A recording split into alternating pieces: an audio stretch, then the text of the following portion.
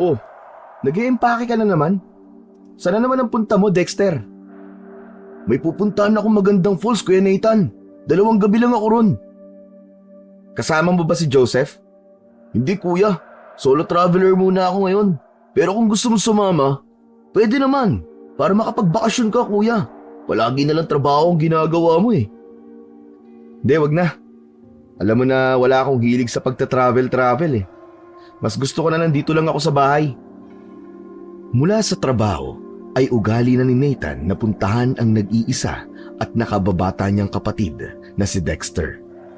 2 lamang silang magkapatid at parehas pang lalaki kaya sobrang malapit sila sa isa't isa. 28 anyos na si Nathan at matanda siya ng 3 taon sa kapatid niya. Marami silang pagkakaiba ngunit hindi yun naging hadlang upang magkasundo sila sa mas maraming bagay.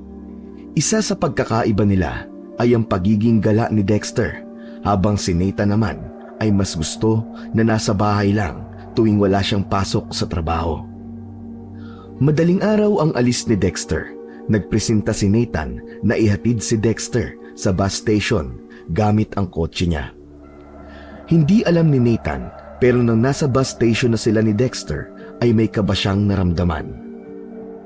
Ang paranoid mo naman, kuya. Walang mangyayaring masama sa akin, okay? Saka ilang beses na ako nag-travel ng ako lang. Wala naman nangyaring masama sa akin eh. Basta, isend mo sa akin ang location mo kapag nandun ka na ha. Mabuti na't alam namin ang eksaktong kinaroroonan mo. Saka, birthday ko na sa Miyerkules, hindi pwedeng wala ka dun. Kuya, aabot ako sa birthday mo. 2 gabi lang naman ako mawawala eh.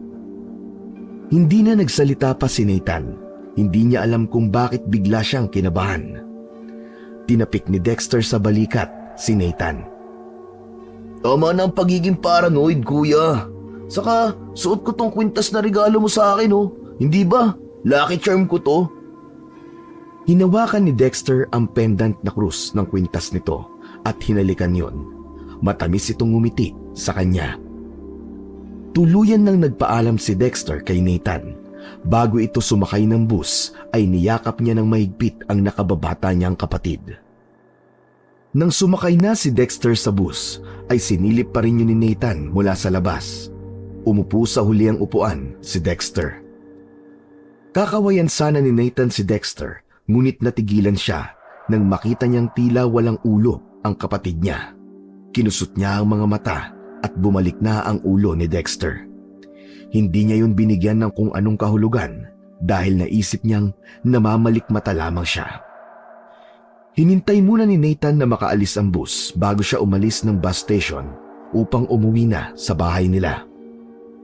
Nawala na ang pag-aalala ni Nathan nang tumawag si Dexter sa kanya para sabihin na nakarating na ito sa lugar na pinuntahan nito. Sinend na rin ito ang location nito upang alam nila kung nasaan ang eksaktong kinaroroonan ni Dexter. Sa pagkakataon na yon ay hindi na inabala ni Nathan si Dexter upang makapag-enjoy na ito sa bakasyon nito. Bago matapos ang pag-uusap nila ay sinabi ni Nathan kay Dexter na sabihin ito kung anong oras ito darating sa bus station kapag uuwi na ito upang masundo niya ang nakababata niyang kapatid. Mabilis na lumipas ang 2 araw. Yun na ang araw ng pag-uwi ni Dexter. Umaga pa lang ay nag-text na si Nathan kay Dexter tungkol sa kung anong oras ang pag-uwi nito. Matapos yun ay pumasok na siya sa trabaho. Nang mag-out na siya sa trabaho at nakauwi ng bahay ay doon pa lang niya natignan ang cellphone niya. Nagtaka siya dahil walang message si Dexter sa kanya. Mama? Nag-text po ba sa inyo si Dexter kung anong oras siya uuwi ngayon? Ayon sa nanay ni Nathan, ay wala itong natatanggap na text mula sa nakababata niyang kapatid. Ganon din sa tatay nila. Kinabahan na si Nathan ng sandaling yon. Sinubukan niyang tawagan si Dexter, ngunit hindi niya yon makontak. Sa tingin niya ay nakapatay ang cellphone ng nakababata niyang kapatid. Habang kumakain ng hapunan, ay si Dexter pa rin ang nasa isip ni Nathan. Unang beses na nangyari ang ganoon. Dati-rati naman, Kahit nagbabakasyon si Dexter, ay nag-a-update ito sa kanila palagi. Sa gitna ng pagkain ni Nathan, ay tumunog ang cellphone ng tatay niya. Sinagot yun ng tatay niya. Napatingin naman si Nathan sa kanyang ama nang mapansin niya na naluluha ito at parang biglang natulala. Nang ibaba ng tatay ni Nathan ang cellphone, ay agad siyang nagtanong. Bakit? Sino yun, Papa? Parang namumutla ka. Pulis. Pulis ang tumawag sa akin, Nathan. Ang kapatid mo. Nakita raw nilang patay sa gitna ng gubat. Parang katapusan na ng mundo ang iyak ng nanay ni Nathan, habang si Nathan ay napatulala na lang at hindi makapaniwala sa sinabi ng kanyang ama. Agad na pumunta sina Nathan at ang mga magulang niya sa lugar kung saan nagpunta si Dexter upang magbakasyon. Dinala sila ng mga pulis sa isang ospital. Nandoon ang bangkay ni Dexter. Pumasok sila sa morgue at nang makita nila ang katawan ni Dexter ay nag-iyakan silang lahat. Halos hindi matingnan ni Nathan ang kalunos-lunos na bangkay ng kapatid. Meron itong tahi sa leeg dahil meron itong malaki at napakahabang sugat doon. Puro kalmot at marka ng kagat ang katawan nito. Sir, bakit ganyan naman po ang katawan ng kapatid ko? Ano po bang nangyari sa kanya? Ay isang camper ang nakakita sa katawan ng kapatid mo sa gubat. Ang hinala namin ay mabangis na hayop ang may gawa niyan sa kapatid mo. Ang sabi kasi sa akin ng may-ari ng bahay na tinuluyan ng biktima ay nagpaalam ito na magkakamping sa gubat. Hindi rin namin agad nakita ang cellphone niya, kaya hindi namin kayo natawagan agad. Ano? Mabangis na hayop? May leon at tigre ba sa gubat na yon? Binase namin yun sa mga sugat at kalmot na meron ng biktima. Hayop lamang ang makakagawa nun. Pero wag po kayo mag-alala kasi patuloy pa rin ang investigasyon. Hindi namin inaalis ang posibilidad na merong foul play. Pero sa ngayon, malaki ang posibilidad na babangis na hayop nga talaga dahil merong video sa cellphone ng biktima bago siya namatay. Hiniling ni Nathan at ng mga magulang niya na makita ang sinabi ng pulis na video. Kahit nangihina, ay pumunta sila sa presinto dahil nandoon ang cellphone ni Dexter. Pinanood ni Nathan ang video. Makikita sa video ang mukha ni Dexter habang tumatakbo sa gubat. Halata sa mukha nito ang takot. Maya-maya pa ay may narinig sila na pag-angil na parang nanggagaling sa isang mabangis na hayop. Kasunod nun ay natumba na si Dexter. Tumaob ang cellphone niya kaya hindi na nakita roon kung ano pa ang mga nangyari. Hindi na tinuloy ni Nathan ang panonood ng video nang narinig niya ang pagsigaw ni Dexter na halatang dumadaan ito sa isang napakasakit na kamatayan. Ipinasa ng pulis sa cellphone ni Nathan ang video, ngunit pinagbawalan siya nito na i-upload yon online. Huwag po kayo mag-alala, sir. Wala po akong plano na ilagay ito sa mga social media. Pangako ni Nathan sa pulis, ang gusto lang niya ay mapag-aralan ang video upang masiguro niya na mabangis na hayop nga ang salarin sa pagkamatay ng kanyang nakababatang kapatid.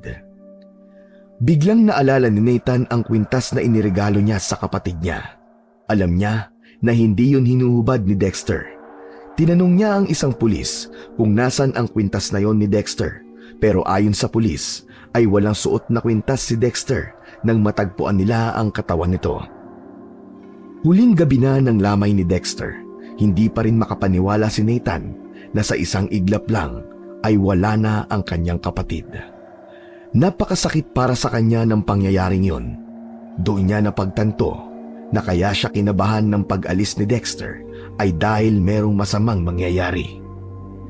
Habang nakaupo si Nathan sa upuan na nasa harapan ng kabaong ni Dexter, ay tumabi sa kanya ang best friend ni Dexter na si Joseph. Mula pagkabata ay magkaibigan na ang dalawang yon. Ang daya naman ni Dexter. Nauna na siya. Last month, nagbabalak pa kami magpunta ng Palawan eh. Gusto ka nga niyang isama ng biglaan kasi hindi ka raw nakakapagbakasyon. Puro ka raw trabaho. Dapat sumama na lang ako sa kanya nung niyayaya niya akong sumama sa kanya eh. Baka hindi pa yun nangyari sa kanya. Nagpatuloy ang pag-uusap nila Joseph. Binalikan nila ang mga alaala ni Dexter hanggang sa napunta ang usapan nila sa naging investigasyon ng mga pulis. Wala raw foul play. Sabi ng mga pulis, mabangis na hayop daw ang pumatay kay Dexter. Tinatanong namin sila kung anong klaseng hayop pero hindi nila matukoy. Ipinanood ni Nathan kay Joseph ang huling video kung saan nakitang buhay si Dexter. Kinuha na ni Joseph ang cellphone ni Nathan upang mapanood nito ng mabuti ang video. Hanggang sa napansin ni Nathan na pinopost ni Joseph ang video ng paulit-ulit. Nire-rewind niya ito tapos pinopost. Teka, ano bang ginagawa mo dyan? Bakit paulit-ulit mong pinapanood? Para kasing may nakita ko, Nathan eh. Ito, tingnan mo. Parang tao to, di ba? Tingnan mo mabuti. Pinakita ni Joseph kay Nathan ang pinost nitong frame sa video. Zoom in ito yon sa may gilid ng mukha ni Dexter at nang hilakbot siya nang makita niya na may tila anino ng tao ron, merong ulo at braso. Tinawagan ni Nathan ang mga magulang niya kahit ang mga ito ay hindi makapaniwala sa ipinakita nila ni Joseph. Matapos mailibing ni Dexter ay muling dumulog si Nathan at ang mga magulang niya sa mga pulis. Ipinakita nila ang bulto ng tao sa video, ngunit tila hindi kumbinsido ang mga pulis na tao yon. Ayon pa sa pulis, base sa video, mabangis na hayop talaga ang pumatay kay Dexter. Isang malaking ebidensya raw ang pag-angil na narinig sa video. Hayop lang daw ang pwedeng gumawa nun. Nabigo si Nathan na muling buksan ang investigasyon sa pagkamatay ng nakababata niyang kapatid. Pero hindi nawalan ng pag-asa si Nathan. Kinulit niya ang mga pulis kung minsan ay kasama pa niya si Joseph. Hanggang sa inabot na sila ng ilang buwan pero wala pa ring nangyayari. Isang umaga, maagang nagising si Nathan. Naligo siya at nagbihis. Nagpaalam siya sa kanyang mga magulang na pupunta ulit siya sa mga pulis sa lugar kung saan namatay si Dexter upang makipag-usap. Nathan, anak, pwede bang itigil mo na yung ginagawa mo? Papa, hindi ako titigil hanggang hindi muling nabubuksan ang investigasyon sa pagkamatay ni Dexter. May foul play talaga doon dahil may anino ng tao sa video. Paano kung hindi tao yun? Paano kung anino lang yun ang halaman o puno na nagkataong naghugis tao? Anak, tanggapin na lang natin na wala na ang kapatid mo. Hayaan mo na lang na isipin natin na namatay siya dahil sa isang mabangis na hayop. Bakit ang dali lang para sa inyo na sabihin yan, pa? Anak niyo po si Dexter. Hindi dapat tayo tumigil hanggang hindi napaparusahan ang dapat na maparusahan. Sa pagkakataon na yon, ay nagsalita na ang nanay ni Nathan. Sang-ayon ito sa tatay niya. Hayaan na lang daw nila na manahimik ang kaluluwa ni Dexter. Tinanggap na raw ng mga ito na hindi tao ang responsable sa pagkamatay ni Dexter. Hindi na tumuloy si Nathan sa lakad niya sa araw na yon. Sobra siyang disappointed sa mga magulang niya dahil tuluyan ng isinuko ng mga yon ang katarungang nararapat para kay Dexter. Sakto naman na tumawag si Joseph kay Nathan. Nagtanong ito kung natuloy ba siya sa pagpunta niya ulit sa mga pulis. Sinabi niya kay Joseph na hindi na dahil pinatigil na siya ng mga magulang niya na pilitin ang mga pulis na buksan ulit ang investigasyon sa pagkamatay ng kanyang kapatid.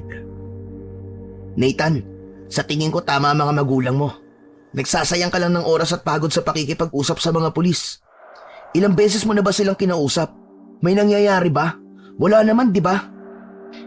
Di ko alam, Joseph. Pero may pakiramdam ako na merong itinatago ang mga pulis kaya ayaw nilang imbestigahan ulit ang kaso ng kapatid ko.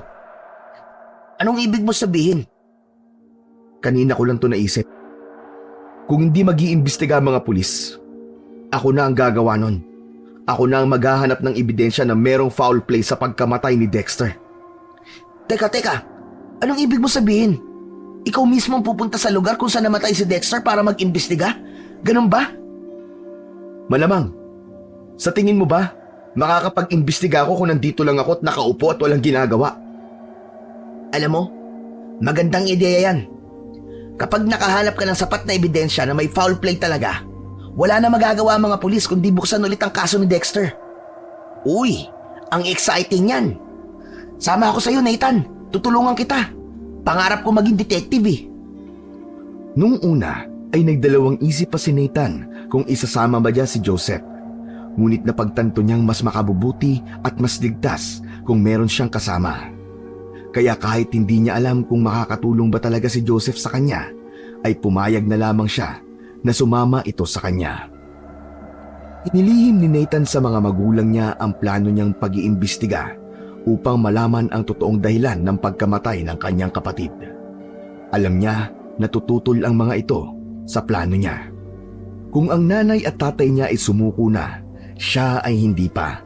Hindi siya titigil hanggang sa malaman niya kung sino ang talagang pumatay sa nag-iisa niyang kapatid. Nagpalamig muna si Nathan. Ipinakita niya sa mga magulang niya na kagaya ng mga ito ay sumuko na rin siyang alamin ang katotohanan. Hindi niya alam kung hanggang kailan ang magiging pag-iimbestiga niya, kaya nagdesisyon siyang mag-resign sa kanyang trabaho. May savings naman siya, kaya hindi siya nag-aalala na mawalan ng pera. Isang araw, nagpaalam si Nathan sa mga magulang niya na ipinadala siya ng boss niya sa isang branch ng pinagtatrabahuhan niya. Hindi naman nagduda ang mga yon, kahit ang totoo ay wala na siyang trabaho. Sumapit na ang araw ng pagpunta ni Nathan sa lugar kung saan namatay ang kanyang kapatid. Sinundo niya si Joseph sa isang fast food restaurant. Pininya sa navigation app sa cellphone niya ang location na dating sinend ni Dexter sa kanya at nagsimula na siyang magmaneho. Ano pala ang trabaho mo? Nag-leave ka ba o kagaya ko nag-resign ka na rin? Baka matagalan tayo doon. Hindi ko kailangan mag-resign. Online ang trabaho ko. Basta dala ko ang laptop ko at may internet connection, makakapagtrabaho ko kahit saan. Teka, saan pala tayo mag-i-stay doon? Nagpabook na ako doon sa bahay kung saan nagstay si Dexter. Mas mabuti na doon tayo magstay kasi malakas ang pakiramdam ko na doon tayo dapat magsimulang mag-imbestiga. Kapwa walang alam sina Nathan at Joseph sa pag-iimbestiga, pero parehas din sila na gustong malaman ang totoong dahilan sa pagkamatay ni Dexter. Para kay Nathan, ay sapat ng dahilan yon upang isama niya si Joseph sa gagawin niya. Halos 10 oras ang naging biyahe ni Nathan. Nang ihinto ni Nathan ang kotse sa harapan ng isang malaking bahay na gawa sa semento, ay ginising na niya si Joseph na naghihilik sa tabi niya. Bumaba na sila at sinalubong sila ng isang matandang lalaki na nagpakilala bilang si Mang Betong. Yun ang caretaker ng bahay na yon. May 4 na kwarto ang bahay na para sa mga bakasyonistang kagaya nila Nathan. May kanya-kanyang banyo ang CR. Meron yung common living room at kitchen. Siniguro ni Nathan na ang kwarto na inupahan doon ni Dexter ang kwarto na tutuluyan nila ni Joseph.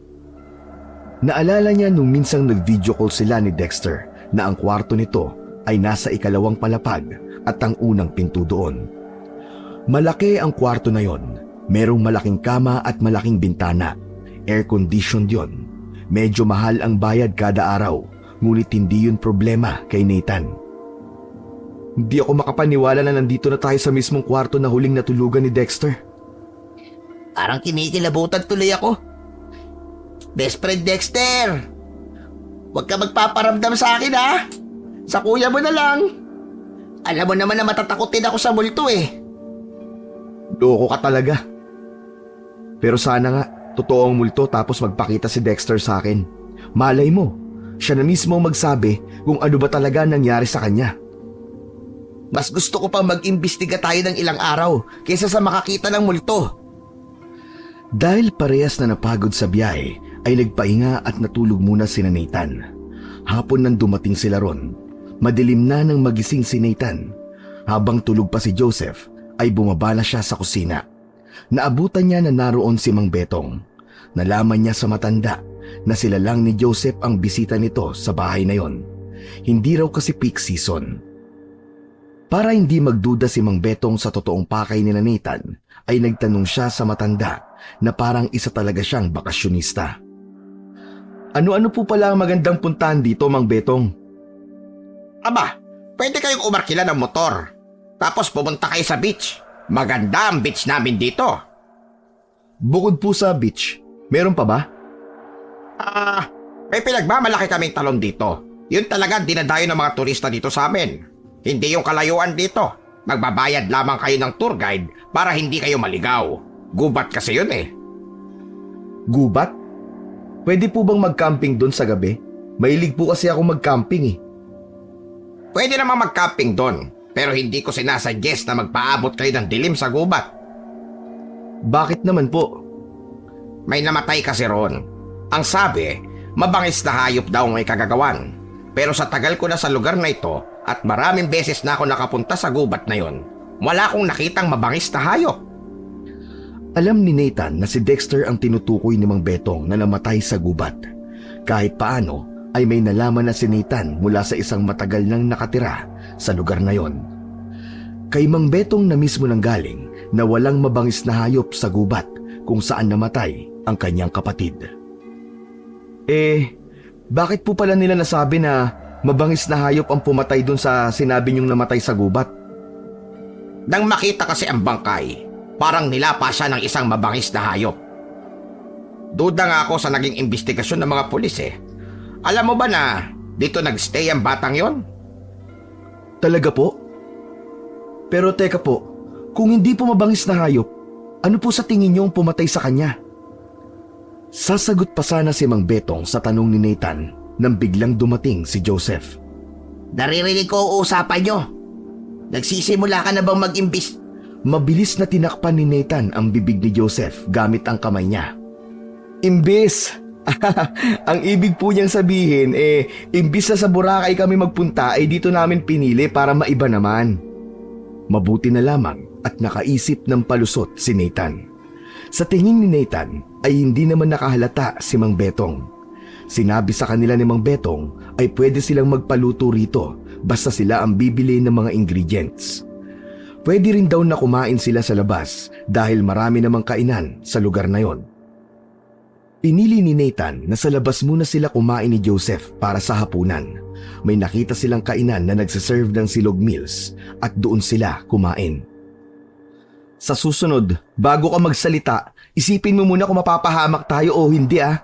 Muntik mo nang sabihin kay Mang Betong na nag-iimbestiga tayo eh. Sorry naman. Na-excite lang kasi ako eh. Yung klase ng pagtatanong mo kay Mang Betong, para ka talagang investigador eh. Teka, pero maiba ko. May nakuha ka bang impormasyon kay Mang Betong? Kahit paano meron. Ang sabi niya, matagal na siya sa lugar na to. Pero wala siyang nakitang mabangis na hayop sa gubat kung saan pinatay si Dexter. Anong ibig sabihin nun? Hindi mo ba nagigets? Ibig sabihin, hindi talaga mabangis na hayop ang pumatay sa kapatid ko. Kung hindi mabangis na hayop, ano? Alam ko na. Maamong hayop. O di ba? Hindi mabangis eh, kaya maamo. Napasampal na lamang si Nathan sa sarili nitong noo sa sinabi noon ni Joseph. Alam mo, hindi ko alam kung paano ka naging best friend ng kapatid ko. Matalino si Dexter eh. Pero ikaw, naku po. Ewan ko ba? Napailing-iling na lang si Nathan para sa oras na yon ay may kaunti siyang pagsisisi kung bakit pa niya isinama si Joseph. Mukhang sasakit ang ulo niya sa taong yon. Matapos kumain ay bumalik na sina Nathan sa tinutuluyan nilang bahay. Bumili ng beer si Nathan dahil naisipan niyang uminom ng kaunti. Hindi umiinom si Joseph kaya hindi ito bumili ng para rito. Saka meron daw siyang trabaho kaya magtatrabaho ito hanggang madaling araw. May maliit na balkonahe sa kwarto nila at doon napili ni Nathan na inumin ang beer.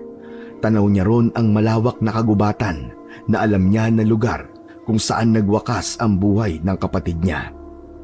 Habang umiinom si Nathan, ay abala na si Joseph sa harap ng laptop nito. Hindi na iwasan ni Nathan na maalala ang masasayang memorya nila ng kanyang kapatid. Malambing ang kapatid niya. Madalas itong magbigay ng regalo sa kanya kahit walang okasyon. Nung mga bata pa sila, ay silang dalawa ang palaging magkalaro. Ipinagtatanggol din niya si Dexter sa tuwing may nang-aaway dito. Hindi kasi marunong lumaban si Dexter, kaya kahit may umaapi dito, ay tahimik lamang ito. Sorry, Dexter. Hindi man lang kita naipagtanggol sa pumatay sa'yo. Pero huwag kang mag-alala. Sisiguraduhin ko na magkakaroon ng hustisya ang pagkamatay mo. Hindi ako titigil hanggang sa malaman ko ang totoo. Makalipas ang ilang sandali ay natulog na si Nathan nang maubos niya ang 4 na bote. Nagtatrabaho pa rin si Joseph at ayon dito ay matagal pa ito bago matapos. Hindi alam ni Nathan kung gaano na siya katagal natutulog nang yugyugin na siya ni Joseph. Nathan! Nathan! Huy! Gumising ka! Ano ba? Storbo naman to. Gumising ka muna! Makinig ka! Parang may umuungol na mabangis na hayop sa labas. Natigilan si Nathan. Nakinig siya ng maigi sa paligid. Maya-maya pa ay may narinig silang pag-angil na parang mula sa isang mabangis na hayop. Sa labas yun nang gagaling pero malayo. Masyado lang malakas ang pag-angil ng nilalang na yon, kaya naririnig nila. Narinig mo rin ba? Hindi kaya yun ang pumatay kay Dexter? Tumayo si Nathan. Pumunta siya sa balkonahe upang mapakinggan niya ng maayos yung tila mabangis na hayop.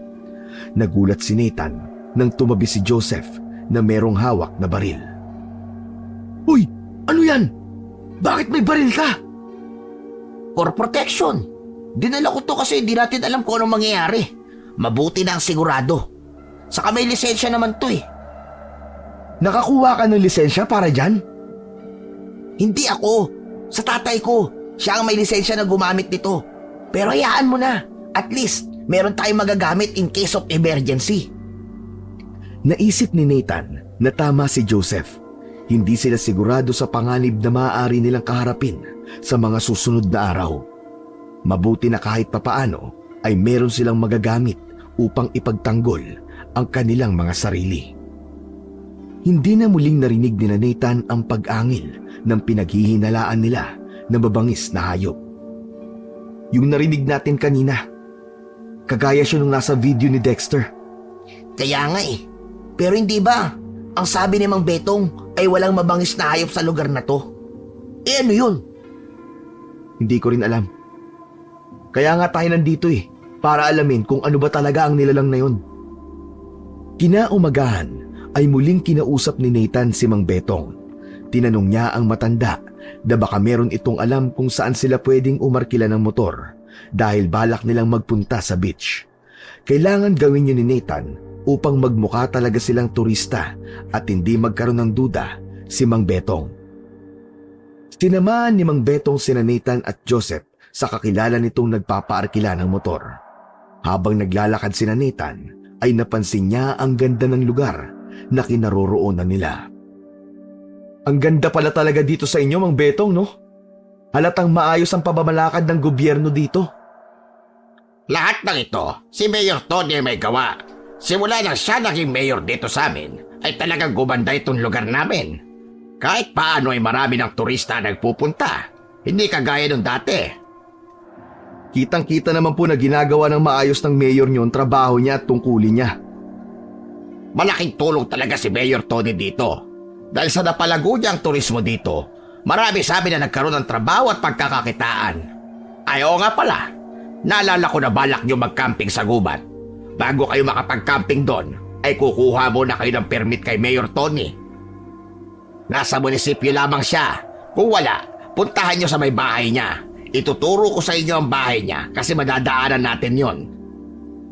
Maya-maya pa ay nadaanan nila ang bahay ni Mayor Tony. Isa yung malaking bahay na may mataas na pader. Sa gate lang nila nakita yung mismong bahay. Ayon kay Mang Betong, mabait si Mayor Tony. Kaya wag silang matatakot kapag kukuha sila ng permit kapag naisipan na ni Nathan na mag-camping sa gubat. Ang yaman pala ng mayor dito, no, Mang Betong? Ang laki ng bahay niya at ang ganda. Mayaman talaga si Mayor. Pero bago siya maging mayor, mayaman na talaga siya. Sa sobrang bait niyan, bukas palagi ang puso niya sa pagtulong sa mga nangangailangan. Mabilis na nakaarkila ng motor sina Nathan at Joseph. Si Nathan ang nagmaneho nun. Pagdating sa may beach, ay humanga si Nathan sa ganda ng kapaligiran. Puti at pino ang buhangin. Malakristal ang tubig. Kala ko ba, nandito tayo para mag-imbestiga, Nathan? Kung palagi tayo mag-iimbestiga at magtatanong-tanong, makakahalata si Mang Beto na wala tayo rito para magbakasyon. Baka isumbong pa tayo nun sa mga pulis eh. Sa bagay, may point ka. Ano nga pala ang susunod mong plano? Bala kong magpunta mamaya kay Mayor Tony. Hihingi tayo ng permit para makapag-camping tayo sa gubat. Ang sabi kasi ni Mang Betong, hindi niya sinasuggest na magpagabi tayo sa gubat. E di hanggang hapon lang tayo doon. Ano nga hanggang hapon lang? Magpapagabi tayo sa gubat. Pero paano kung mangyari sa atin na nangyari kay Dexter? Dalawa tayo. Mag-isa lang nun si Dexter. Isa pa, sa gubat talaga tayo mag-iimbestiga kasi doon namatay si Dexter, di ba? Malakas ang kutob ko na meron tayong makikitang ebidensya doon na hindi nakita ng mga pulis. Okay lang kung ayaw mong sumama. Kaya kong mag-isa yun. Kahit natatakot ako, sasama ako sa'yo, Nathan. Para sa best friend kong si Dexter. Sa totoo lang, nagpapasalamat si Nathan na si Joseph ang naging best friend ng kapatid niya. Kahit minsan ay may pagkaslow ito, masasabi naman niya na totoong kaibigan ito. Para ipahamak nito ang sarili niya, isa yung indikasyon na pinapahalagahan talaga ni Joseph ang pagkakaibigan nila ni Dexter. Hindi nagtagal sina Nathan at Joseph sa beach. Umalis din sila roon makalipas ang ilang oras. Dumiretso sila sa Municipal Hall, ngunit ayon sa nakausap nila doon, ay wala raw si Mayor Tony. May sakit daw ito, kaya naroon ito sa bahay niya. Palabas na ng munisipyo sina Nathan nung makuha ng pansin niya ang mga litrato ng mga tao na nakapaskil sa bulletin board. 5 picture ng tao ang naroon at lahat ng yun ay nawawala. Mula sa munisipyo ay nagpunta sina Nathan sa bahay ni Mayor Tony.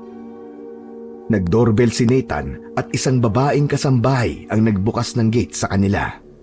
Nang sabihin ni Nathan ang pakay nila, ay walang pagdadalawang isip na pinapasok sila ng kasambahay. Pinaupo sila sa may sala. Iginala ni Nathan ang mga mata sa kabuuan ng bahay. Napakaganda nun sa loob. Nasabi na niya sa kanyang sarili na talagang ubod ng yaman si Mayor Tony.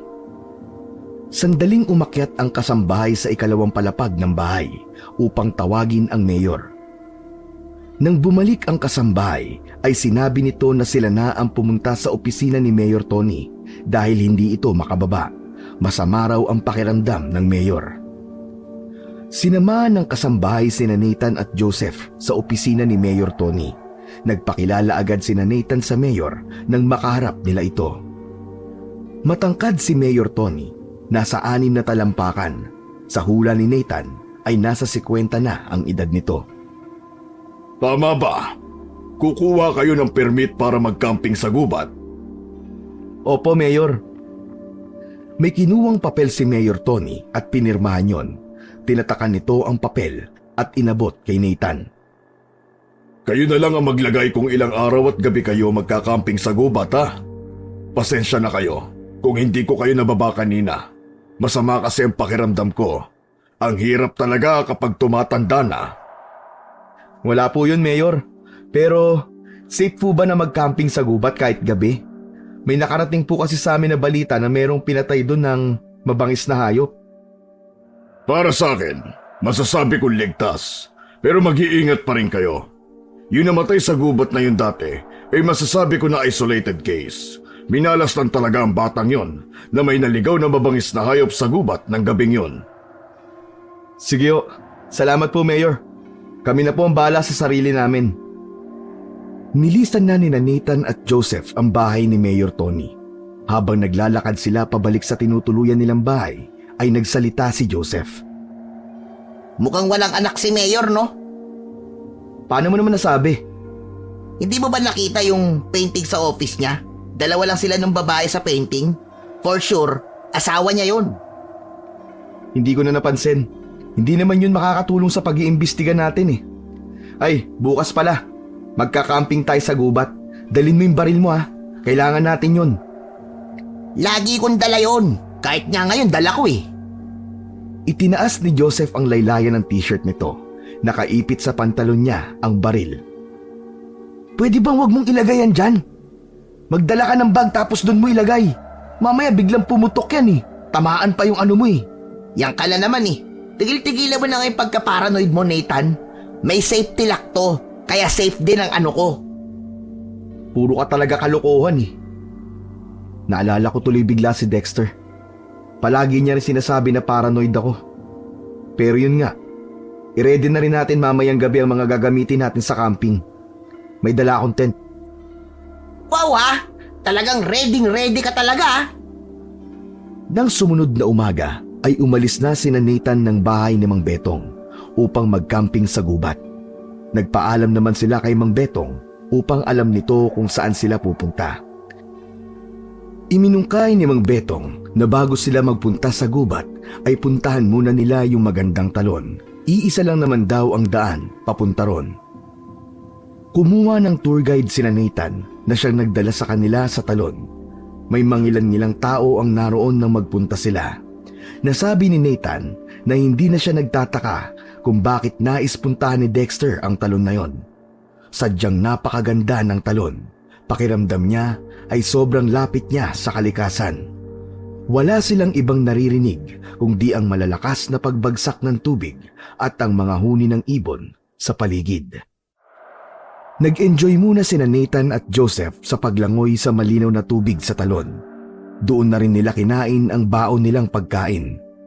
Pagsapit ng tanghali ay tinanong sila ng tour guide kung meron pa silang gustong puntahan.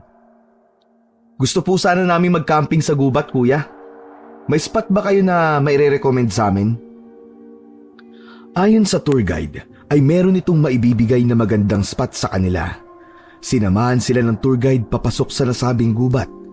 Halos kalahating oras din silang naglakad bago nila narating ang lugar na sinabi ng tour guide sa kanila.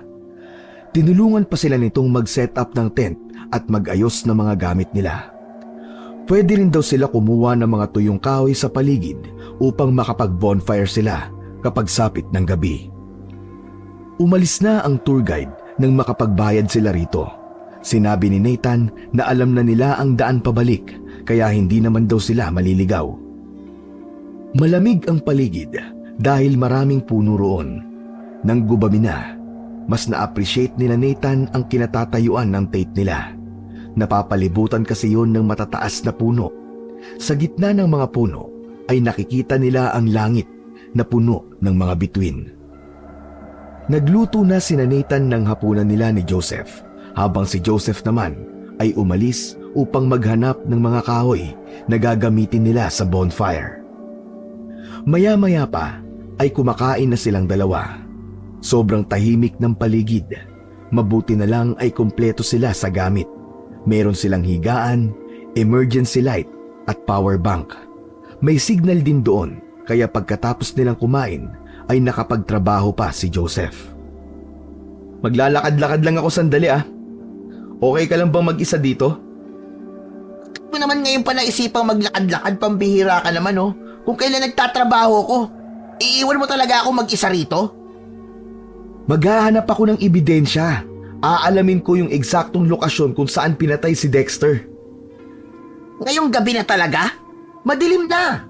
Bukas na lang. May flashlight akong dala. Saka bakit ba ayaw mong maiwan dito na mag-isa? Malamang natatakot ako. May baril ka naman ah.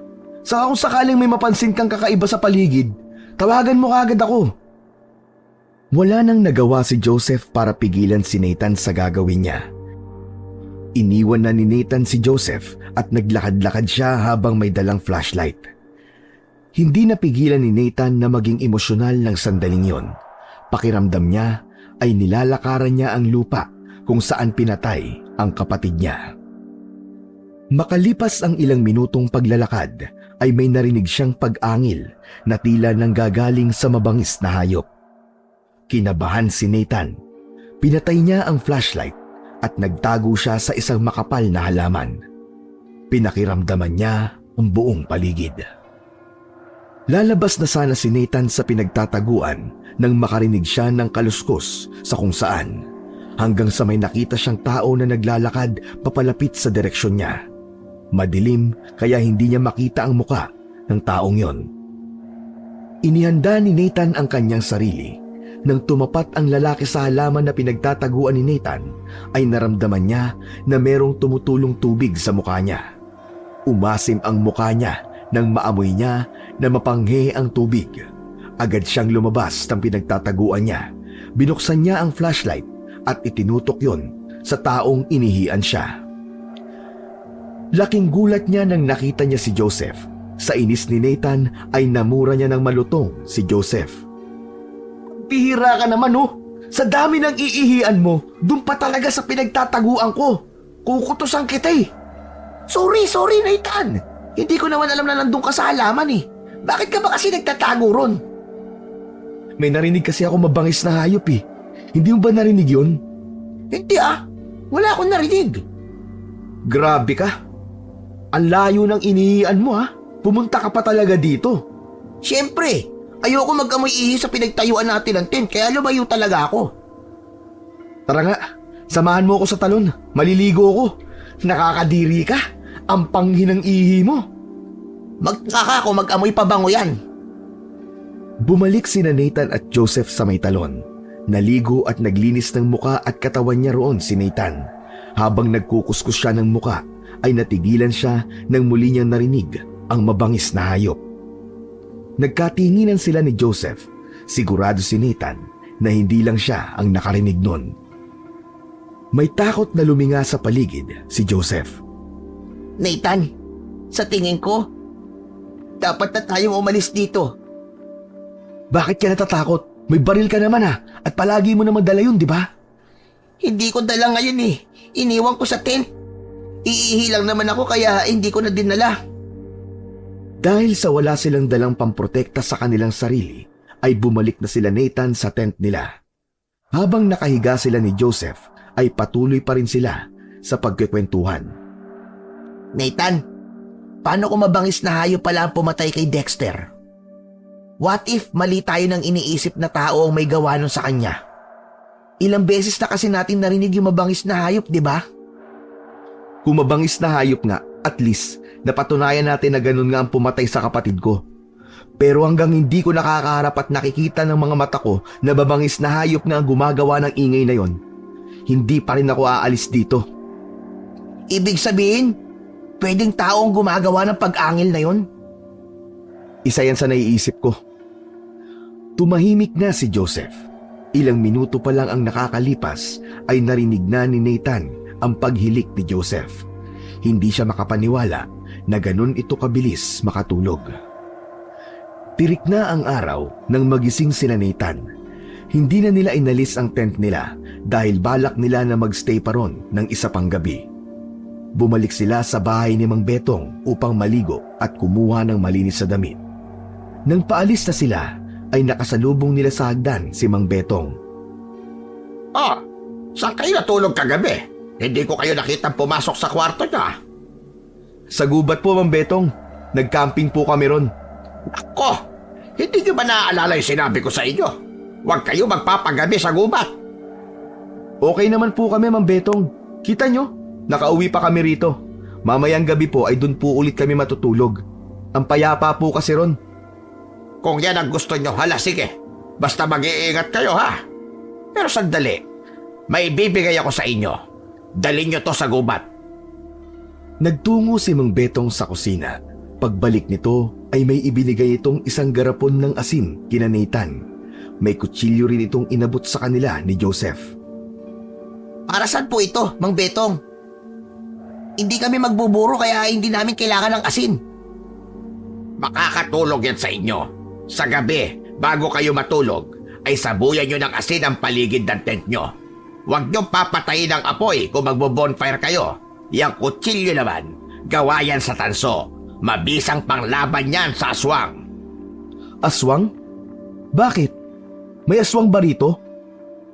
Matagal ko nang hinala na may aswang dito sa lugar namin. Ang hula ko, aswang ang pumatay doon sa nakitang lalaki na patay sa gubat. Hindi mabangis na hayop ang may gawa nun. Isa pa, kung pupunta kayo sa munisipyo, makikita nyo na nakalagay doon ang mga mukha ng mga taong nawawala sa lugar na ito. Lahat sila nagpunta sa gubat at hindi na nakita pa. Lahat sila turista na kagaya nyo. Nakita ko nga po yun sa munisipyo. Kaya kung hindi kayo mapipigilan na magpagabi sa gubat, sundin nyo mga sinabi ko kaysa magsisi kayo sa huli. Hindi ko nga alam kay Mayor Tony kung bakit pinapayagan niya na may mag-camping pa sa gubat kahit marami na ang nawawala roon. Huwag po kayo mag-alala, Mang Betong. Gagawin namin ang lahat ng bilin nyo sa amin. Mang Betong, maraming salamat po ah. Mahinang tinapik ni Nathan sa balikat si Mang Betong, saka sila umalis ni Joseph. Tinanggap na rin nila ang asin at kutsilyo na ibinigay nito sa kanila. Nagtungo sila sa bayan upang bumili ng pagkain at iba pa nilang mga kailangan sa pagkakamping. Habang nagmamaneo si Nathan pabalik sa bahay ni Mang Betong, ay napansin niya ang katahimikan ni Joseph. Tila napakalalim ng iniisip nito. Huy, ang tahimik mo Joseph ah. Hindi ako sanay. Iniisip ko kasi yung sinabi ni Mang Betong eh. Paano kung aswang pala talaga ang hinahanap natin? Hindi ba mas delikado yon? Nakakatakot kaya ang aswang. Kakainin tayo nun. Pambihira ka. Ang laki-laki mo na, naniniwala ka pa rin sa aswang? Oo naman. Lumaki ako sa probinsya kaya naniniwala ako sa mga ganyan-ganyan. Ikaw ba? Sa ngayon, hindi ko pa alam. Saka na ako maniniwala kapag nakita ko na ng harapan yung aswang na sinasabi ni Mang Betong. Sa bagay, nandito na rin lamang tayo. Alamin na natin ang totoo, di ba? Saka sa tingin ko, mapoprotektahan tayo ng mga binigay ni Mang Betong saka ng baril ko. Humarada si Nathan sa harapan ng bahay ni Mang Betong. Umalis na kagad sila roon ni Joseph upang bumalik sa gubat. Pagbalik nila sa tent, ay kumpleto pa rin ang mga gamit nila. Habang maliwanag pa, ay naisip ni Nathan na ikutin nila ni Joseph ang gubat sa pagbabakasakali na meron silang makikitang ebidensya sa pagkamatay ng kapatid nito. Sa paglalakad nilang dalawa, ay may nakita si Nathan na pulang likido sa isang puno. Inamoy niya ang likido at nalaman niya na dugo yun. Agad niyang tinawag si Joseph upang ipakita yon. Dugo ba yan? Oo, dugo nga ito. Hindi kaya dugo yan ni Dexter? Pambihira, paano magiging dugo ni Dexter yan? Hindi mo ba nakita na medyo sariwa pa? Hindi kaya totoong sinabi ni Mang Betong na merong aswang dito sa gubat? Nathan, umalis na tayo rito. Baka tayo na ang sumunod sa mga nabiktima ng aswang na yun. Ayoko mapaskil ang picture ko dun sa bulletin board sa munisipyo. Sandali. Akala ko ba'y sinabi mo sa akin na nandito na rin tayo kaya alamin natin ang totoo? Para ka pang action star nang sabihin mo yun eh. Sinabi ko ba yun? Ay, ewan ko sa'yo. Hindi na kita maintindihan kung matapang ka ba talaga o duwag ka, Joseph. Tumahimik si Joseph nang sabihin yun ni Nathan. Maya-maya pa ay sinabi nito na mas mabuti kung tumawag sila ng mga pulis upang alamin kung bakit may dugo sa puno. Tinutulan yun ni Nathan. Sa tingin niya ay walang maitutulong ang mga pulis sa kanila pagdating sa bagay na yon. Sinabi niya kay Joseph na itutuloy nila ang orihinal nilang plano.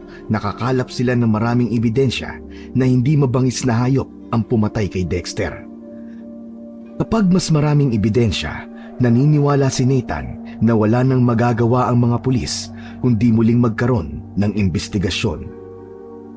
Kinuhanan ni Nathan ng litrato ang dugo na nakita nila sa puno. Naglakad-lakad pa sila ng ilang minuto pero wala na silang nakitang kakaiba sa paligid.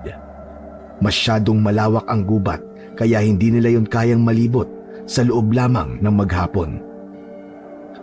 Bumalik na sina Nathan at Joseph sa tent nila nang medyo dumidilim na. Nagluto na sila ng hapunan nila. Aminado si Nathan na may takot siyang naramdaman nang makakita sila ng dugo sa puno. Malakas din ang pakiramdam niya na hindi yung dugo ng hayop, kundi ng tao.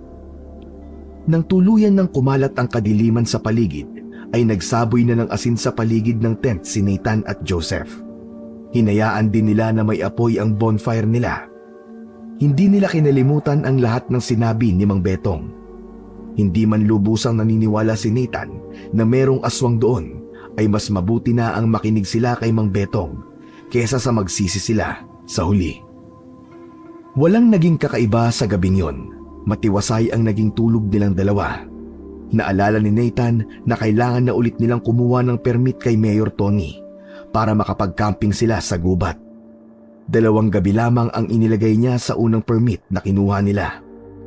Ang akala niya kasi ay sapat na ang 2 gabi para makahanap sila ng maraming ebidensya. Sa bahay ni Mayor Tony sila unang nagpunta.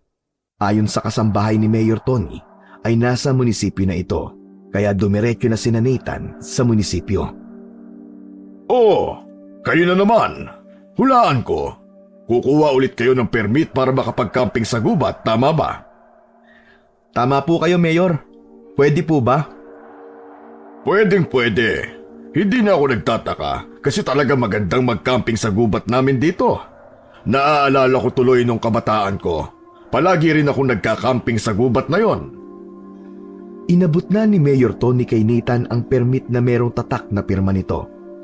Pinayuhan pa sila na tagalan nila ang pag-stay sa gubat kung hindi naman sila agad aalis. Iniwang blanko ni Nathan ang patlang sa permit kung saan ilalagay niya kung ilang araw at gabi sila magkakamping sa gubat. Hindi na kasi niya sigurado kung gaano sila magtatagal doon.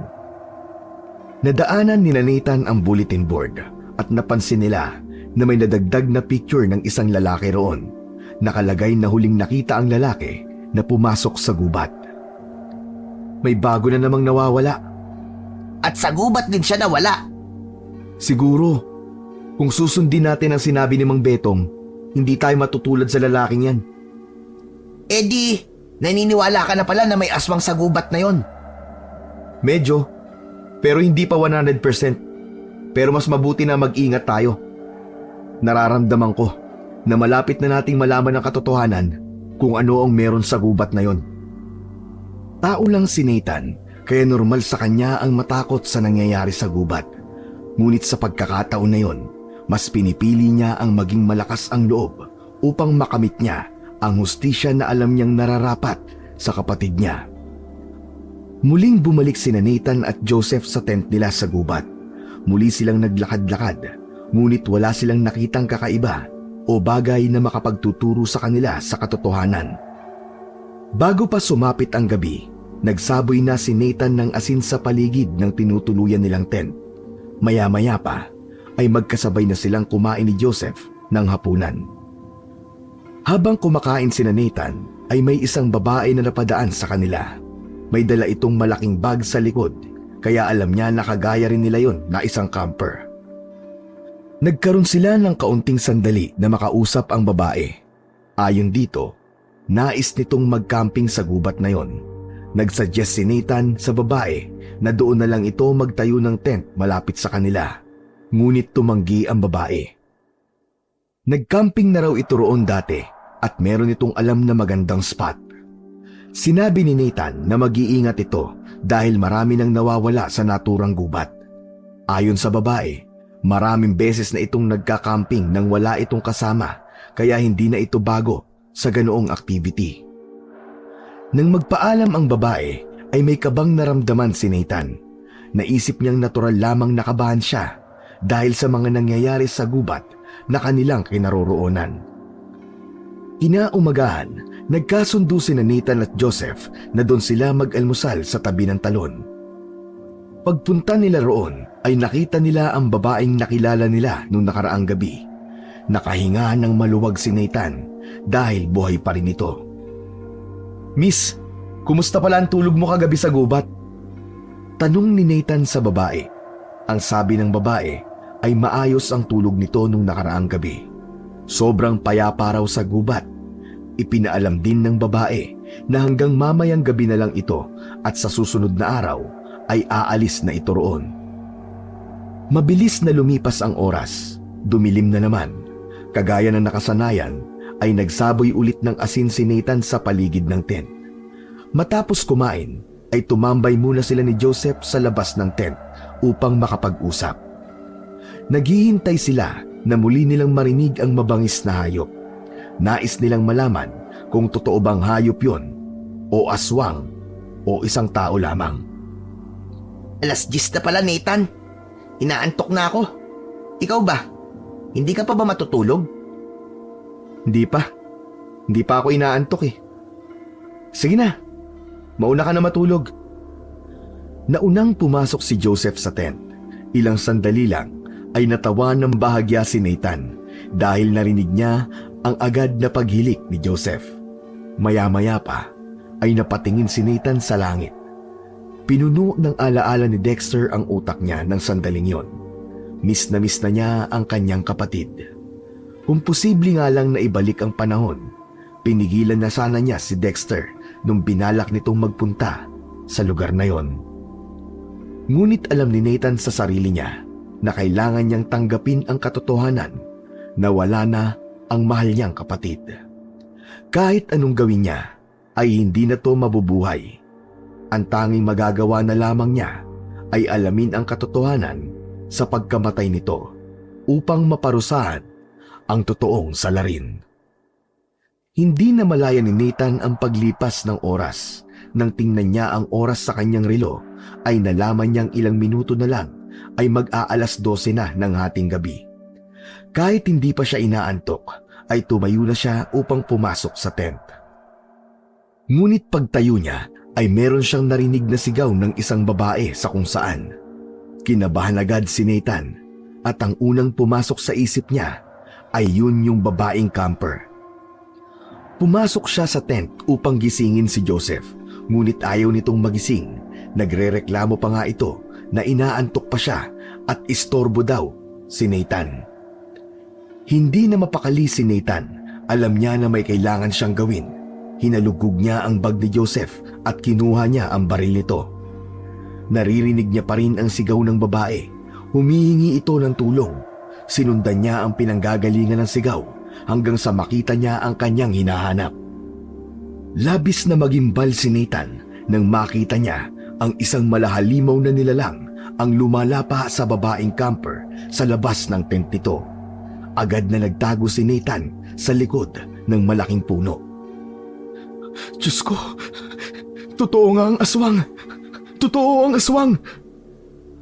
Halos masuka si Nathan nang tuluyang winakwak ng aswang ang tiyan ng babae at walang kahirap-hirap na hinila ng aswang ang bituka ng kawawang babae. Naisip niya na barilin ng aswang, ngunit wala siyang ideya kung mapapatay ba niya ang aswang gamit yun. At isa pa, huli na ang lahat dahil patay na ang babae. Nang mga sandaling yon, inisip muna ni Nathan ang pansarili niyang kaligtasan. Labag man sa kalooban niya na iwanan ang babae, ay mas inisip niya na kailangan niyang mabuhay. Tulala si Nathan nang makabalik sa tent. Nagising si Joseph at nagtaka ito nang makita ang mukha niya. Oh, ano nangyari sa'yo? Para kang nakakita ng multo ah. Hindi multo ang nakita ko, Joseph. Hindi multo. Aswang ang nakita ko. Aswang? Totoo ba yung sinasabi mo? Nakakita ka ng aswang? Nasaan? Yung babaeng camper. Wala na siya. Pinatay siya ng aswang.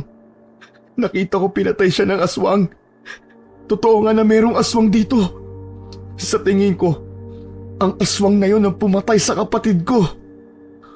Unti-unting nawala ang takot sa mukha ni Nathan at napalitan yun ng galit. Sa pagkakataon na yun, ay pumasok na sa utak niya na ang aswang ang responsable sa pagkamatay ni Dexter. Ang pag-angil na narinig nila sa video ay hindi mula sa isang mabangis na hayop, kundi sa isang aswang.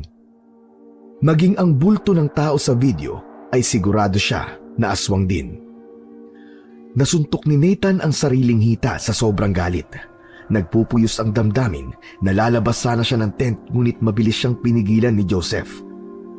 Sandali! Saan ka pupunta? Ano, pupuntahan mo yung aswang? Papatayin ko ang aswang na yun. Pinatay niya ang kapatid ko. Kaya dapat siyang mamatay. Nathan, mag-isip ka. Hindi ka dapat padalos-dalos. Kailangan pag-isipan natin ang gagawin natin. Baka mapahamak ako magpapadala ka sa galit mo. Sa sinabing yun ni Joseph ay unti-unting kumalma si Nathan. Nakuha niya ang punto nito. Tama si Joseph. Ang pagpatay sa isang nilalang na kagaya ng isang aswang ay dapat na pinagpaplanuhan ng mabuti. tuluyan na siyang kumalma, ibinalik niya kay Joseph ang baril nito.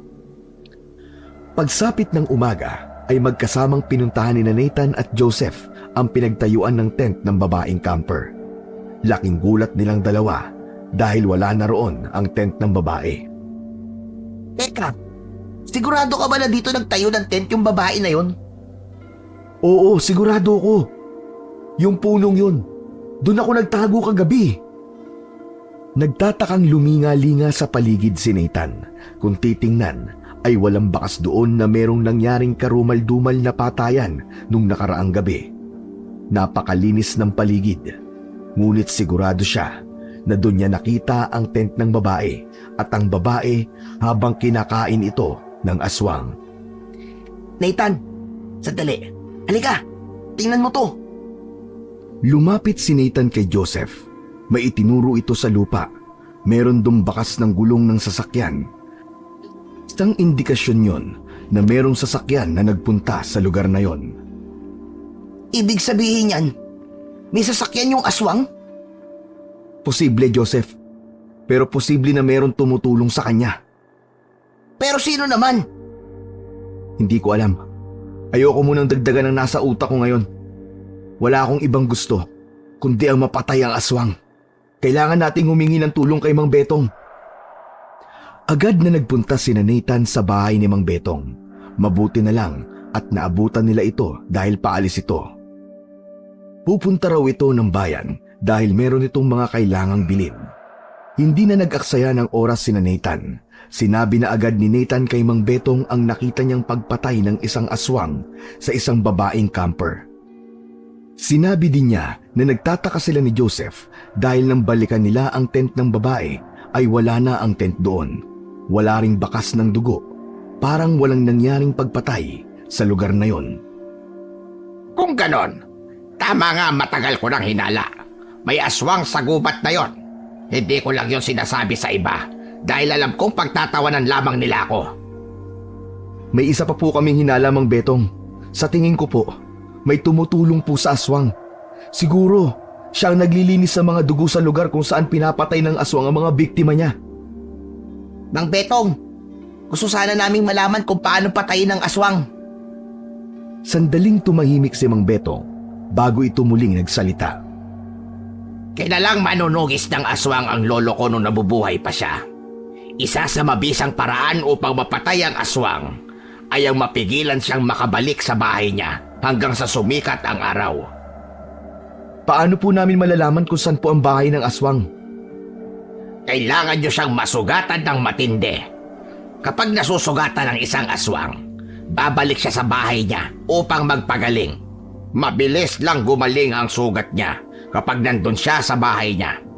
Kung gabi pa, malaki ang posibilidad na lumabas siya ulit, lalo na kung hindi pa siya nakakakain ng tao. Kung ganun, kailangan namin malaman kung saan nakatira ang aswang. Kailangan namin gumawa ng paraan para hindi siya makabalik hanggang sa mag-umaga. Ganon na nga. Kung ganon, tulungan mo kami, Mang Betong. Tulungan mo kami patayin ng aswang sa gubat. Pasensya na kayo, matanda na ako. Hindi ko kayang ilagay ang sarili ko sa panganib. Kung gusto niyong patayin ng aswang, ay kayo na lang. Pero bakit ba ganyan na lang katindi ang kagustuhan niyong patayin ng aswang na yon? Hindi naman kayo taga rito Dahil ako po ang kapatid ng bangkay na nakita sa gubat. Yung sinabi niyo po na dito tumuloy sa bahay niyo, kapatid ko po siya. Gusto ko pong ipaghiganti ang kamatayan niya at sigurado ko na ang aswang na yon ang pumatay sa kanya. Bumakas ang gulat sa mukha ni Mang Betong. Pero sa kabila ng isiniwalat ni Nathan, ay hindi pa rin nila nagawang isama si Mang Betong sa pagpatay sa aswang. Alam ni Nathan na malaki ang maitutulong ni Mang Betong sa kanila kung sasamahan sila nito, ngunit ayaw naman niya itong pilitin na gawin ang isang bagay na labag sa kalooban nito. Nirespeto ni Nathan ang desisyon ni Mang Betong. Nagkasundo si Nathan at Joseph na mamayang gabi na nila papatayin ang aswang. Para sa kanila, sapat nang nalaman nila kung paano yon papatayin. Nagtungo ang dalawa sa bayan. Bumili sila ng pinakamatibay na lubid. Nang makakita si Nathan ng nagtitinda ng itak, ay bumili siya ng isa. Pinahasa niya rin yon upang mas maging matalas. Matapos yun ay bumalik na silang dalawa sa gubat. Naghintay sila ng pagdilim sa labas ng kanilang tent. Nag-isip na sila ng plano sa mga dapat nilang gawin upang mapatay nila ang aswang, at isang ideya ang napagkasunduan nilang dalawa. Pagkagat ng dilim ay sinimulan na nina Nathan at Joseph ang kanilang plano. Naglakad-lakad sila. Nagpunta sila sa lugar kung saan nakita ni Nathan na pinatay ng aswang yung babaeng camper. Sumandal na si Joseph sa isang puno. Itinali ito ni Nathan doon. Ang plano nila ay gawing pain si Joseph sa aswang. Kailangan muna nila itong mapalabas sa bahay nito upang magawa nila ang susunod nilang hakbang. Nathan, pwede bang ikaw na lang ang itatali?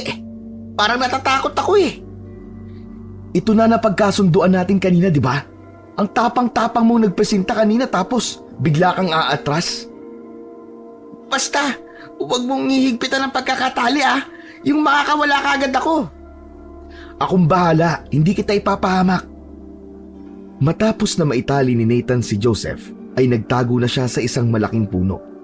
Malapit lang siya kay Joseph. Sumenya siya kay Joseph na simulan na nito ang pagsigaw. Sumigaw ng sumigaw si Joseph. Nakikiramdam naman si Nathan habang hawak niya ang itak. Malikot ang mga mata niya dahil may pakiramdam siya na maa-attract ng sigaw ni Joseph ang aswang. Maaaring sumulpot yon anumang sandali. Ngunit halos isang oras na ang nakakalipas na malat na si Joseph sa kakasigaw, ngunit wala pa ring aswang na dumarating. Alam ni Nathan na napapagod na si Joseph. Nathan, wala bang plan B? Mukhang dito gagana eh. Natigilan bigla si Joseph nang may kumaluskos sa mga halaman sa unahan nito. Napatingin doon si Nathan. Mula sa halaman ay lumabas ang aswang. Meron yung malaki at mabalahibong katawan. Namumula ang mga mata nun at nanlilisik. Nakatingin ang aswang kay Joseph na para bang isa yung masarap na putahe. Kitang-kita ni Nathan ang takot sa mukha ni Joseph habang unti-unting lumalapit ang aswang dito. Sige lang, lumapit ka lang, kainin mo ko. Masarap ako. Dali, lumapit ka sa akin. Malakas na umangil ang aswang. Bigla itong tumakbo papunta kay Joseph. Isang malakas na sigaw ang kumawala sa bibig ni Joseph. Yun na ang naging hudyat ni Nathan upang lumabas sa pinagtataguan niya. Sumugod siya sa likod ng aswang. Bago pa tuluyang malapitan ng aswang si Joseph, ay akmang tatagain niya ito gamit ang itak. Pero tila naramdaman ng aswang ang presensya niya, kaya lumingon ito sa kanya. Bago pa man mataga ni Nathan ang aswang, ay nahawakan na nito ang talim ng itak. Mahigpit yung hinawakan ng aswang na para bang hindi yun nasasaktan kahit may dugo nang tumutulo sa kamay nito. Mabuti na lang ay nakawala si Joseph sa pagkakatali. Inilabas nito ang kutsilyong gawa sa tanso at paulit-ulit nitong sinaksak sa likod ang aswang. Napasigaw ang aswang sa labis na sakit. Nabitiwan nito ang itak ni Nathan. Sinamantala ni Nathan ang pagkakataon at malakas niyang tinaga sa braso ang aswang. Malakas na humampas kay Joseph ang malaking braso ng aswang. Tumalsik ito at nagpagulong-gulong sa lupa. Bigla namang tumakbo palayo ang aswang. Tutulungan sana ni Nathan si Joseph, ngunit pinigilan siya nitong gawin yon. Huwag mo na akong intindihin. Yung aswang, habulin mo siya. Kailangan mo malaman kung saan ang lungga niya. Sigurado ka, Joseph? Oo, bilisan mo. Mabilis na hinabol ni Nathan ang aswang. Tinahak niya ang direksyon na pinuntahan nito. Tanging itak lang ang dala niya. Malayo na ang aswang kay Nathan, ngunit natatanaw niya pa rin yon. Hindi niya inalis ang kanyang mga mata sa aswang. Pagkalipas ng mahaba-habang takbuhan ay huminto na ang aswang. May binuksan ito sa lupa na parang isang pinto at pumasok doon. Hindi makapaniwala si Nathan na nasa ilalim pala ng lupa nakatira ang aswang. Kaya naman hindi na nakapagtataka na walang makakakita rito. Muling nagtago si Nathan sa isang makapal na halaman. Nakatingin lang siya sa pinasukan ng aswang. Gaya ng sinabi ni Mang Betong, may posibilidad na lalabas pa ang aswang. Wala pa itong nabibiktimang tao, kaya sigurado siya na lalabas ulit ito kapag napagaling na nito ang mga sugat niya. Matyagang nagbantay si Nathan. Makalipas ang mahigit 1 oras ay lumabas na ang aswang. Tumakbo ito palayo sa direksyon ni Nathan. Naghintay pa siya ng ilang minuto bago niya nilapitan ang bahay ng aswang. Nang tingnan niya ang binuksan ng aswang sa lupa, ay nalaman niya na gawa sa isang matibay na kahoy ang pinto. Sa ibabaw ay may makapal na lupa na may mga damo at dahon. Hindi yun mapapansin kapag nakasarado. Binalikan ni Nathan si Joseph. Sinabi niya na nakita niya na ang bahay ng aswang. Magkasama nila yung pinuntahan. Pinasok nila ang bahay ng aswang at umasim ang mga mukha nila dahil sa mabahong amoy sa loob nun. Amoy na amoy ang nabubulok na karne na hindi nila mawarian. May kalakihan ang bahay ng aswang na nasa ilalim ng lupa. May higaan at lamesa. May isang malalim na hukay at nang sumilip sila ay doon nila nalaman na doon nagmumula ang mabahong amoy. Nang ilawan ni Nathan ng flashlight ang hukay, ay parehas silang naduwal ni Joseph dahil puno ng mga bangkay ng tao ang nasabing hukay. Lumayo na sila sa hukay. Tiningnan ni Nathan ang mga gamit na naroon. May nakita siyang kahon sa ilalim ng kama. Nang buksan niya ang kahon, ay tumambad sa kanya ang iba't ibang mga gamit. May cellphone, may alahas, may keychain at kung ano-ano pa. Ngunit ang isang bagay na pumukaw sa kanya ay ang isang kwintas. Kinuha ni Nathan ang kwintas at may luhang naglandas sa magkabila niyang pisngi. Teka, kay Dexter ang kwintas na yan ah. Saan mo nakita? Dito sa kahon ng aswang. Sa tingin ko, kumukuha siya ng isang gamit sa mga biktima niya para gawing trophy. Kung ganon, ang aswang na yun ang pumatay kay Dexter? Gawin na natin ang susunod nating plano. Lumabas sina Nathan at Joseph sa bahay ng aswang. Binuhusan nila ng asin ang paligid ng pintong pinasukan ng aswang. Gumawa si Nathan ng loop gamit ang lubid. Inilagay niya yun sa tabi ng pinto at tinabunan niya ng mga tuyong dahon. Nagtago sila ni Joseph sa makapal na halaman kung saan siya nagtago kanina. Mahigpit naman na hawak ni Nathan ang dulo ng lubid. Matyagang naghintay doon sina Nathan. Wala silang nasa isip kundi ang mapatay ang nasabing aswang. Hindi na makapaghintay si Nathan na mangyari yun. Dahil para kay Nathan, walang karapatang mabuhay ang mga ganong uri ng aswang sa mundo. Kung hahayaan pa nila yung mabuhay, marami pang tao ang matutulad kay Dexter at sa mga biktima nito. Ilang oras na ang lumipas pero hindi pa rin bumabalik ang aswang. Inabot na sila ron ng 4:00 ng umaga. Maya-maya pa ay naalerto sina Nathan at Joseph nang makarinig sila ng kaluskos mula sa kung saan. Mas lalong humigpit ang pagkakahawak ni Nathan sa lubid nang makita nila ang aswang na naglalakad pabalik sa bahay nito. Sa tingin nila ay meron itong naging biktima dahil puno ng dugo ang mga kamay, bibig nito. Huminto ang aswang ng akmang papasok na ito sa bahay nito. Alam ni Nathan na nakita nito ang asin sa paligid ng pintong pinapasukan niya. Galit na sumigaw ang aswang. Nagwala ito na akala mo'y isang batang naglulupasay. Wala na. Evicted na siya sa bahay niya ngayon. Nakatingin lang si Nathan sa paa ng aswang. Nang tumapak na yon sa loop ng lubid, ay malakas niyang hinila ang lubid. Pumalupot ang loop sa isang paa ng aswang. Natumba ang aswang. Pinagtulungan nilang hilahin ni Joseph ang lubid hanggang sa mailayo na nila ang aswang sa bahay nito. Mabilis nilang itinali ang dulo ng lubid sa isang malaking puno. Magkasabay na sinugod nila Nathan at Joseph ang aswang, ngunit napahinto si Joseph na tila merong hinahanap. Teka, yung baril ko, nawawala. Naku, naiwan ko sa bahay ni Mang Betong. Yung tansong kutsilyo na lang ang gamitin mo! Ipinagpatuloy nila ang pagsugod sa aswang Sinamantala nila na hindi pa ito nakakabangon. Malakas na tinaga ni Nathan sa braso ang aswang, habang si Joseph ay sinampahan sa ibabaw ang aswang at paulit-ulit itong pinagsasaksak ng kutsilyo na gawa sa tanso. Huling bumaon ang itak ni Nathan sa dibdib ng aswang. Hindi na gumagalaw ang aswang sa dami ng saksak na tinamo nito. Halos maligo na ito sa sarili niyang dugo.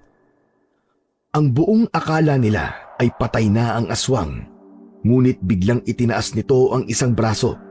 Agad din yung bumagsak dahil talagang nawalan na ito ng lakas. Tama nga siguro si Mang Betong. Kailangan ay maabutan siya ng umaga sa labas ng bahay niya para mamatay siya. Tapos ka na ngayong aswang ka. Magkatabing umupo sina Nathan at Joseph sa lupa habang nakatingin sa aswang. Naglabas ng sigarilyo si Nathan at sinindihan niya yon gamit ang lighter. Habang tinitingnan niya ang aswang na sugatan at duguan, ay may kasiyahan siyang naramdaman. Alam niya na sa pagkakataon na yon ay nagawa na niyang maipaghiganti ang pinakamamahal niyang kapatid na si Dexter, kasama na ang iba pang naging biktima ng aswang. Tiningnan ni Nathan ang oras sa relo niya. 5:00 na ng umaga. Ilang oras na lamang at tuluyan ng sisikat ang haring araw. Gusto niyang makita kung paano mamamatay ang aswang na yon. Ngunit makalipas ang kalahating oras ay may narinig silang ugong ng sasakyan na paparating. Napatayo sina Nathan. Isang pick-up truck ang huminto sa unahan nila.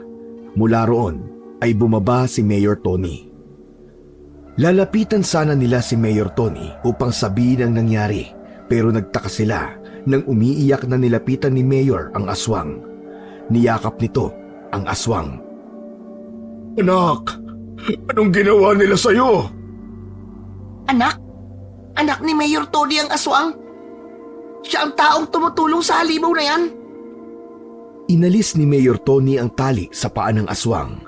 Matapos yon, ay ang mga asin na nakapaligid sa pinto ang sinimulan nitong linisin. Mabilis na kumilos si Nathan.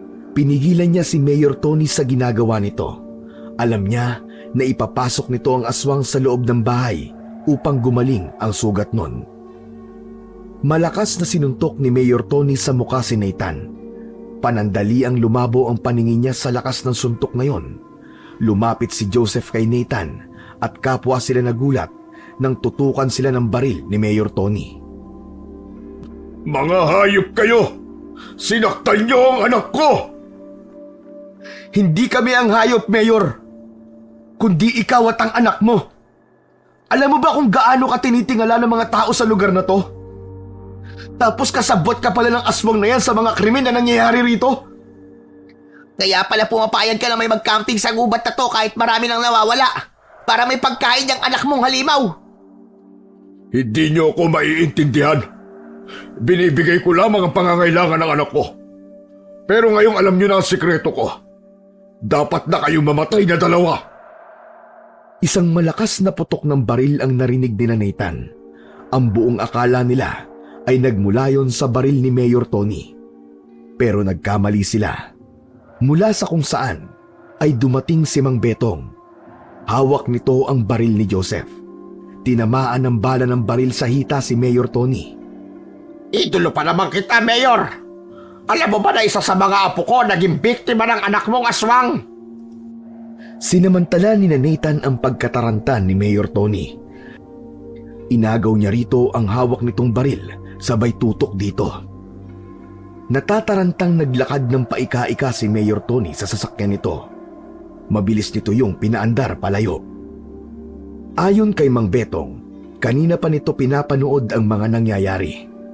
Lumabas lang daw ito nang makita nito na wala na silang laban. Labis ang naging pasasalamat ni Nathan at Joseph kay Manong Betong. Kung hindi dahil dito, malamang ay napatay na ni Mayor Tony sina Nathan at Joseph. At malamang ay maipapasok nito ang anak nitong aswang sa bahay nito at magpapatuloy ang patayan sa lugar na yon.